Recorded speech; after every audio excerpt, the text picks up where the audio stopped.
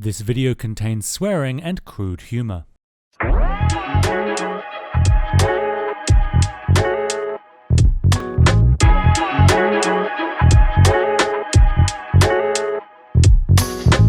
Pantomime by Laura Lamb is a fantasy novel starring a bisexual, intersex, gender-fluid trapezist who is raised as a proper upper-middle-class lady, but then runs away from home to join the circus and takes on a new identity as a young man, whereupon they begin the process of unlocking their latent magical abilities. Okay, listen, if you heard that pitch and are still not convinced to buy this novel, I don't know what else I can say. I assure you, the book absolutely makes good on this amazing premise, so feel free to just stop watching the video now to avoid all potential spoilers. The rest of this really is just me going through the motions. So our protagonist is gender fluid, which, for the uninitiated, is a type of non-binary person whose gender can fluidly change between male, female, neither, a mixture of the two, what have you. Pays to ask them, to be perfectly honest. Protagonist goes by Jean Loris when in girl mode and Micah Gray when in boy mode, and the story goes back and forth in time to showcase both of the protagonists' lives in their separate genders. Raised as a girl, their mother more or less controls their life, and the mother's one and only goal with her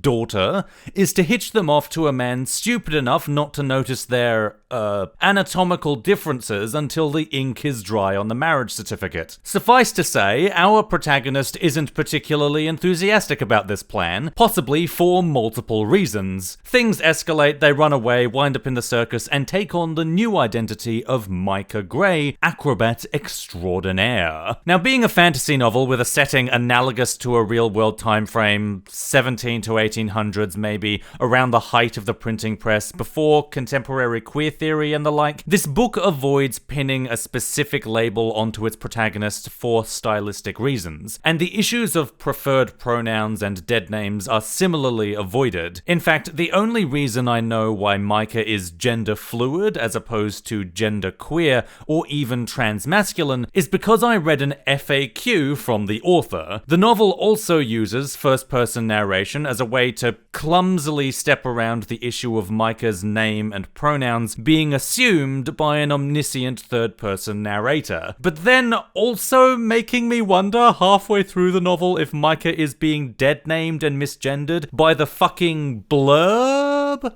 If I'm honest, of the books that I've recommended in this series that feature trans and gender non-conforming protagonists, Pantomimes is actually the clumsiest handling of a character's gender identity that I've encountered so far. That's not to say that it's insensitive or bad or anything like that. In fact, from what I've read online, people still seem to like it. But you can draw a very telling comparison between how Pantomime handles the gender identity of Micah in this kind of confused way, and novels such as Confessions of the Fox and Giddy Death and Strange Demise, which were able to find creative ways of using literary form to express the gender of the characters, or Crimson, which embraced divergent styles and voices to emphasize the individuality and uniqueness of each of the LGBT perspectives it was representing. Pantomime's biggest weakness by far is that as far as the form of the literature is concerned, it's pretty standard YA stuff. Like, if you've read John Green, then you're already familiar with the writing style in this novel, which I have to stress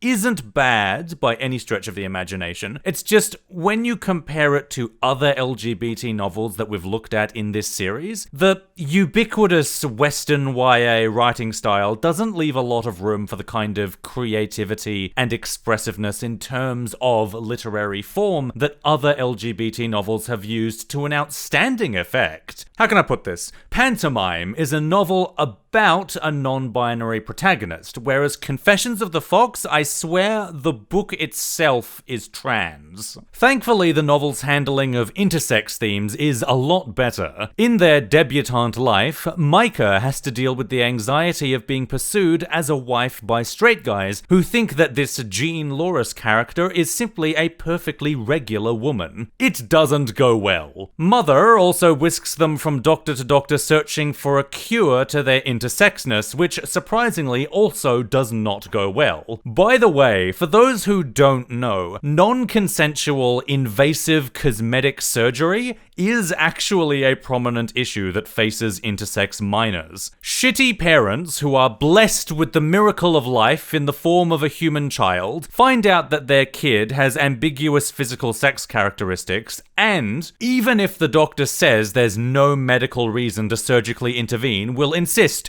"No, I don't care whether or not it's medically necessary. This is my child. Do you think I want a not normal child? I deserve to have a normal child. I want a normal child. Doctor, I want you to take this knife and gentrify my baby's genitals." That is by far the worst thing I've ever said. So Micah flees from home to join the circus and finds that it's staffed by society's outcasts. Exiles, vagabonds, deviants, poor people, and some gays as well. There are two particular details that I love about the circus in this novel. The first is that this band of society's rejects is not some idyllic community who are welcoming and compassionate to all outsiders who need shelter from society's ire. They're actually very untrusting of Micah, which makes sense. Most of these people learned the hard way not to trust just anyone to support them. And far from being welcomed in with open arms, Micah has to struggle to find a place in the circus's social ecosystem. Even after he makes headway on that front, it's still not like the circus's community has good internal strength either. The performers and the laborers have cordoned themselves off into separate factions who greatly dislike each other. There's bullying, there's rumor mongering, there's pranks that go too far. It's adamantly clear that Micah is not in the circus because the circus is a good place for them to be, but because, being a societal reject, it's the only place for them to be. Normal society won't accept them, so they're forced to live with a bunch of bitter and broken people who are also forced to live in this circus on society's fringes. And much of the time, they don't get along. And that also makes a lot of sense. Just because you share oppression and exclusion with someone else, that doesn't necessarily mean that you're the type of people who will get along with each other. But you still might be forced to coexist in the same spaces simply through a sheer lack of other places where either of you are welcome. That's true of the LGBT community in real life. There are many people who turn to this community as shelter from straight society, only to find that we're not as welcoming to them as frankly we should be. Somewhere there's a place for everyone.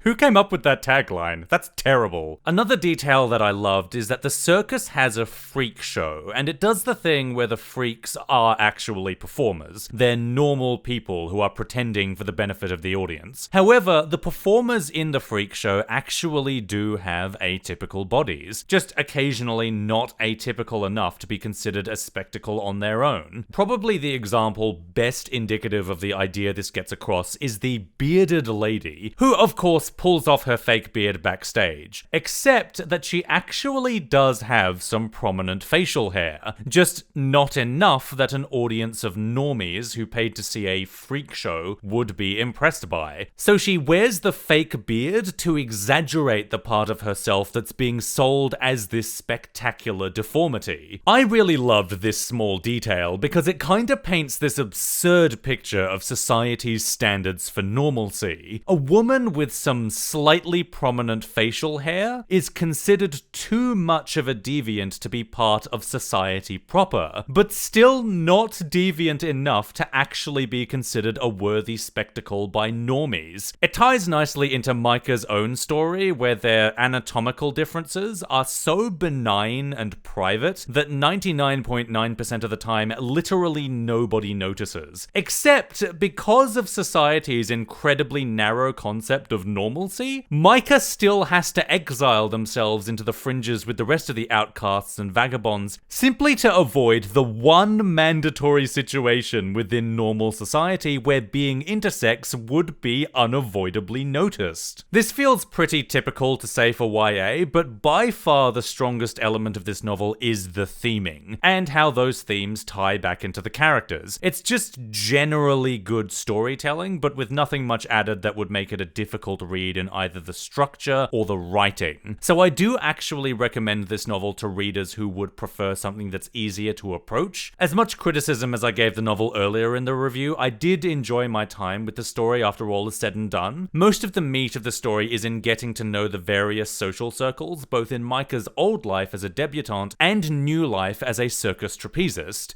Her gaze slid past me, and she blinked and whipped her head back to see me again. No one had seen me in the final dress, as it had only just been finished the night before. Frit was meant to have sewn it, but when she left, the other precious few people in the circus who knew how to stitch had to take turns on completing all the costumes. Micah! I gave her my best court curtsy. My lady? I said in my old feminine tone, one that felt unfamiliar to my throat now. Her eyes were wide. She circled me slowly, taking in the tight fit of my mostly false bosom, the narrow waist above the flared petticoats and skirts. "You're a prettier girl than I am," she said, indignant. I snorted. "Hardly.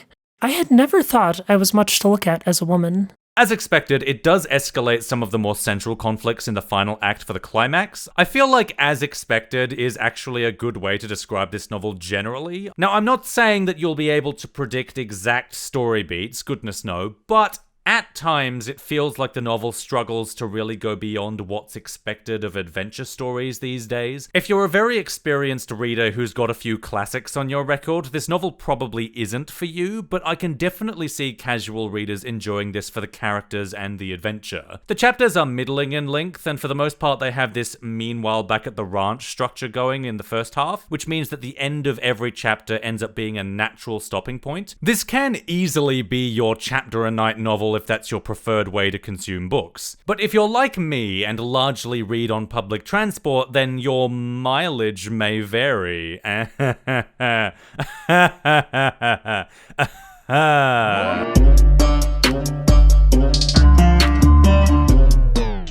If the premise does end up catching your eye, I'd say this novel is worth checking out. It's especially good for light reading if you want some relaxing, slice-of-life-esque fantasy adventure fiction in your reading palette. This is also the first novel in a trilogy, so if you do enjoy it, there's some more to keep your interest. And I'm actually intrigued enough in this series to maybe continue it at some point, because it is fun to get to know these characters, and I genuinely do want to see what happens next. If you can, I suggest picking up this book at a library, or check around your local area for bookstores that sell it. If you prefer to order it online, I put links to online book retailers in the description that I recommend. I hope you enjoy the novel, I hope you enjoyed the video. Like, favorite, subscribe, share, leave a comment telling me what books you've been reading or want to read. Thank you very much for watching.